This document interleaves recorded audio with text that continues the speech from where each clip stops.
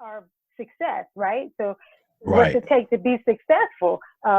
First of all, we know we have to be clear, and I believe we have to be courageously committed to staying the course of what would appear to be our divine assignment. And because we do feel called to these missions, no matter what, we really have to stay the course, in addition to really continuing to, I would say, immerse ourselves in the principles and the disciplines that are going to help us to really achieve this higher path of success, if that makes sense.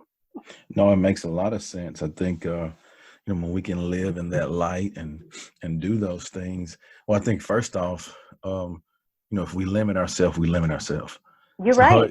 I think first, we have to understand that, we are capable, we are enough. And we just, we have the tools within us to do the things that we want to do. And if we don't have it, then we're fully capable of learning it.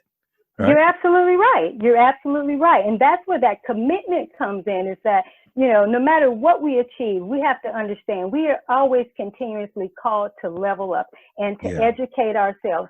Each new level requires a different version of us, and which means at times that's going to require a different discipline, because if not, obviously, it's like working out.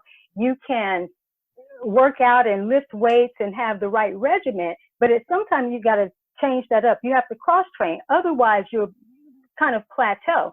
And so we don't ever want to put ourselves in a predicament where we are plateauing in what is our current container of success, because a lot of times people don't realize that though we can define success for ourselves, but oftentimes I find, Chip, that that's within a container still of a structure that's been set up in a paradigm, right? And so we think, we think that we're doing this individuality thing, but we soon find out that we've just been leveling up within these structures. And so for someone like me, I'm very a disruptive energy, right? So I kind of disrupt the container and really go against the norm, and not from a rebellious type of standpoint. If anything, it would be a righteous rebel in a sense, because it's just really being true to who I am to do, something different.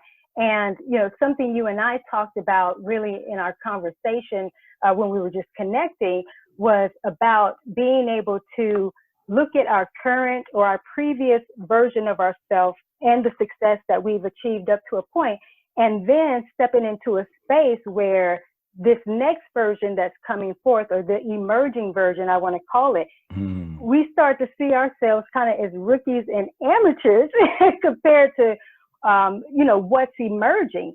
And I think that honestly, that's extremely important, because even the best of the best, because they've been in this container of success themselves, they've been leveling up a certain way, but they're also limiting themselves.